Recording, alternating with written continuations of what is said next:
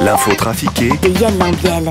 Nouvel accident de chasse en France. Un chasseur a confondu une femme avec son enfant avec du gibier. Non, mais j'en ai soupé. On voit bien que vous n'êtes pas chasseur, Valérie. Christophe Darbelay, vous êtes chasseur vous-même. Comment cela peut-il se produire ? Oh, mais c'était sans doute que c'était carnaval dans la région et que les enfants étaient sans doute déguisés en cerfs pour aller ramasser les champignons.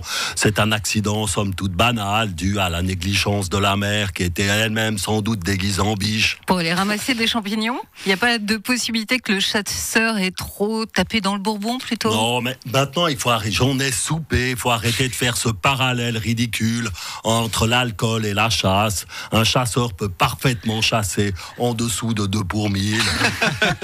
Ce qu'il ne peut pas faire, c'est conduire pour rentrer, par contre. Nouria Gorité n'est pas contente à cause des retards additionnels sur les travaux à la gare de Lausanne. C'est pas notre faute.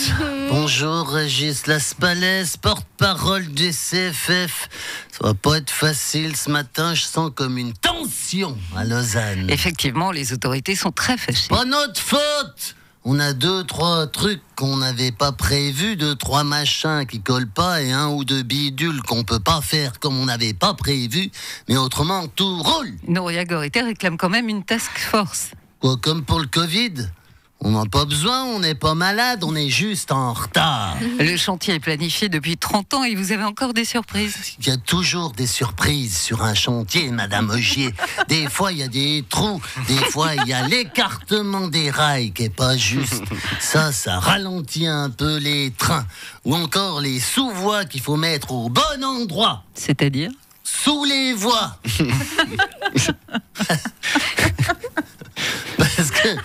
Parce que si vous mettez les sous-voies en dessus des voies, vous pouvez plus passer en dessous. Et ça, c'est une erreur qu'on fait beaucoup trop souvent. Et c'est une erreur que vous avez déjà faite ? C'est arrivé. On a dû recreuser après coup quand les travaux étaient finis pour faire le sous-voie qu'on avait oublié. Et là, on a provoqué un affaissement du terrain, ce qui a engendré des fissures dans les quais. Et alors, vous avez fait quoi ? Des travaux. La municipale en charge du logement, de l'environnement et de l'architecture a demandé qu'on enlève les palissades derrière lesquelles il ne se passe rien. Il se passe toujours quelque chose derrière les palissades, Madame Ogier. Toujours, mais plutôt tard dans la nuit. Oh, tiens, je viens de recevoir un message. C'est Nouria Gorité qui vous engueule ? Non, c'est Yann Lambiel qui me remercie. Le Conseil fédéral va se doter d'un compte Instagram, Guy Parmelin. Oui, alors effectivement, j'entends, il est normal. Vous comprenez que le Conseil fédéral soit à la pointe de la technologie numérotique, j'entends. Et c'est pour cette raison que nous serons sur Amstramgram afin d'avoir Facebook présent sur TikTok, j'entends. Ah oui, on sent que vous avez potassé le sujet. Vous savez, je n'ai aucun mérite. J'ai des petits-enfants qui m'expliquent. Le compte Instagram du Conseil fédéral sera donc géré par une équipe de jeunes. Oui, enfin des jeunes de 55 à 60 ans, mais parfaitement à la page. Ils savent même faire des histoires. Des stories. Oui, c'est la même chose, Valérie. Stories, c'est en anglais et histoire, c'est en français. Oui. Et tous les membres du Conseil fédéral vont participer au projet de réseaux sociaux. Oui, enfin, sauf Willy Morer, vous savez, lui, dès qu'il entend le mot social, il se bloque.